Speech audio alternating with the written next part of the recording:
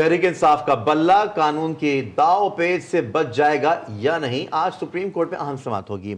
Chief justice की सरबराही में 3 रुकनी bench election commission की दरख्वास्त पर समाअत करेगा। बिल्कुल, इसी पर मजीद जानेंगे। कमर मैकन साथ मौजूद हैं। कमर, बताइए समाअत कब तक शुरू होगी? बिल्कुल, गुज़िश्ता रोज भी इस केस पर समाअत हुई। इलेक्शन कमीशन की अपील पर 3 रुकनी बेंच ने इस पर समाअत की थी और समाअत कल इलेक्शन कमीशन के वकील ने अपने दलाइल मुकम्मल कर लिए थे, जबकि समाअत आज 10 बजे तक मुलतवी कर दी गई थी।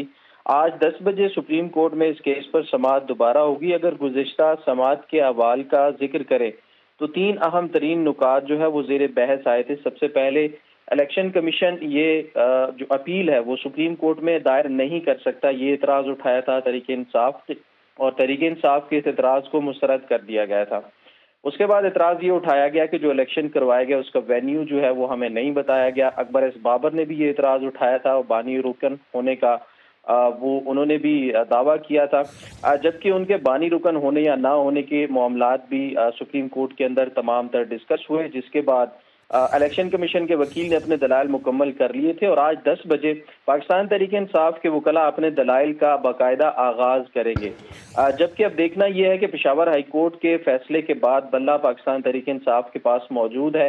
ठीक है, आज सुप्रीम कोर्ट में अहम समाअत आज फिर से होगी 10 बजे। इसी केस के हवाले से अपडेट करते कमर मैकन, शुक्रिया आपका।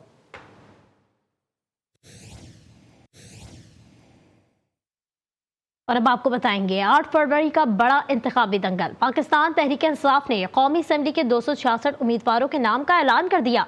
मियां नवाज शरीफ का मुकाबला यास्मीन राशिद करेंगी, बिलावल भुट्टो के मद्दे मुकाबिल जहीर खोकर, जबकि लतीफ खोसा और ख्वाजा साद रफीक का टाकरा होगा।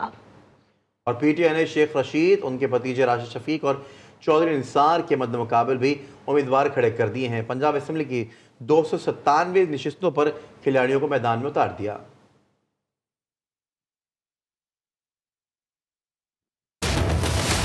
PTI का कौन सा उम्मीदवार किस हलके से इलेक्शन लड़ेगा? चेयरमैन PTI बैरिस्टर गौर ने कौमी असम्बली और सूबाई के उम्मीदवारों की फहरिस्त जारी कर दी। बैरिस्टर गौर NA-10 बोनीर से इलेक्शन लड़ेंगे। NA-130 में नवाज शरीफ और यास्मीन राशिद का बड़ा टाकरा होगा। PTI ने बिलावल भुट्टो के खिलाफ ज़हीर खोखर, हमजा शहबाज के खिलाफ आलिया हमजा, ख्वाजा साद रफीक के खिलाफ सरदार लतीफ खोसा को मैदान में उतार दिया। इस्लामाबाद के 3 हलकों NA-46 से आमिर मसूद मुगल, NA-47 से शुएब शाहीन और NA-48 से अली बुखारी उम्मीदवार होंगे। रावलपिंडी में कौमी असम्बली की 7 नशिस्तों के लिए उम्मीदवारों का ऐलान। यहाँ NA-56 में शेख रशीद के मद्दे मुकाबिल शहरियार रियाज को खड़ा कर दिया गया। राशिद शफीक का मुकाबला सिमाबिया ताहिर करेंगी। राजा बशारत को NA-55 का टिकट मिल गया। NA-53 से चौधरी निसार के मुकाबले में कर्नल रिटायर्ड अजमल होंगे। हरीपुर से उमर अयूब खान, सवाबी 1 से असद कैसर, मर्दान से अली मोहम्मद खान, कोहाट से शहरियार आफरीदी और लक्की मरवत से शेर अफजल मरवत उम्मीदवार होंगे। NA-58 से अयाज अमीर, NA-109 से शेख वकास, NA-112 से एजाज शाह, NA-175 से जमशेद दस्ती, NA-185 से जरताज गुल उम्मीदवार होंगी। NA-150 से जैन कुरैशी,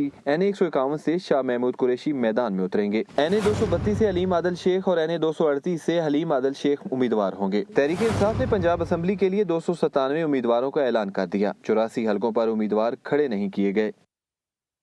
पाकिस्तान तहरीक इंसाफ ने NA-61 से मुस्लिम लीग नवाज के फॉर्म भरने वाले मलिक गुलाम मुस्तफा कनवाल को टिकट दे दिया, जो तहरीक इंसाफ वानी के सख्त मुखालिफ बताए जाते हैं। PTI के इस इकदाम के बाद सोशल मीडिया पर कारकुनों की जानिब से पार्टी टिकट फरोख्त करने के इल्जाम भी देखने में आ रहे हैं। जवाब में तहरीक इंसाफ के मरकजी रहनुमा शेर अफजल मरवत ने गुलाम मुस्तफा कनवाल को जहलम से टिकट देने का सारा मलबा बैरिस्टर गौहर से उठाकर हामिद खान और शुएब शाहीन एडवोकेट पर डाल दिया।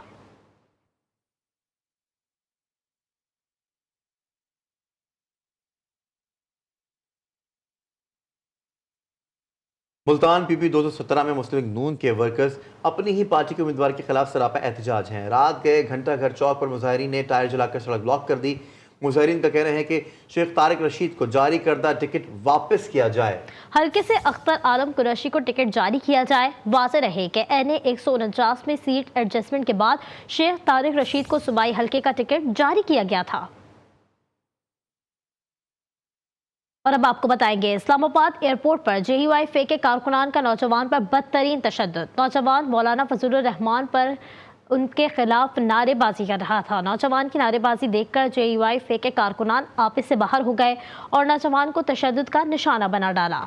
JUI कारकुनान के तशद्दुद का निशाना बनने वाले नौजवान को माफी मांगने पर छोड़ दिया।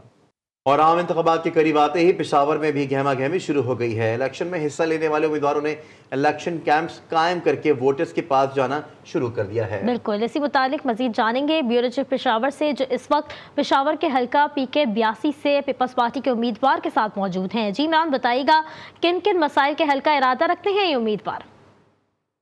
जी बिल्कुल, 8 फरवरी को होने वाले आम इंतखाबात के हवाले से पेशावर में भी गहमा गहमी शुरू हो गई है। इस वक्त मैं मौजूद हूँ हल्का NA 32 में और इसके साथ PK 82 का हल्का है। मेरे साथ मौजूद हैं पाकिस्तान पीपल्स पार्टी के उम्मीदवार PK 82 से ज़ियाउल्लाह अफरीदी साहब, उनसे बात करते हैं। पेशावर सिटी के मसाइल तो सबसे बड़ा मसला आजकल ट्रैफिक का है, साथ साथ स्ट्रीट क्राइम, मोबाइल स्नैचिंग, ये बहुत बड़ा इशू है। वाटर एंड सैनिटेशन का सबसे बड़ा मसला है। गैस और बिजली के लोड शेडिंग, ये बहुत बड़ा इशू है। तो इंशाल्लाह अगर मरकज में हुकूमत आएंगे तो हम पेशावर के जितने भी मुंतखब नुमाइंदे हैं तो उसको प्रायोरिटी पे हल करेंगे इंशाल्लाह ताला। बहुत शुक्रिया। ज़ियाउल्लाह अफरीदी साहब हमारे साथ मौजूद थे और यकीनन उनका ये कहना था कि अपने हल्के के जितने भी मसाइल हैं वो उनसे बखूबी आगाह हैं और जीतने के बाद, असम्बली पहुँचने के बाद इन मसाइल के हल के लिए अपनी भरपूर आवाज़ उठाएंगे। जी।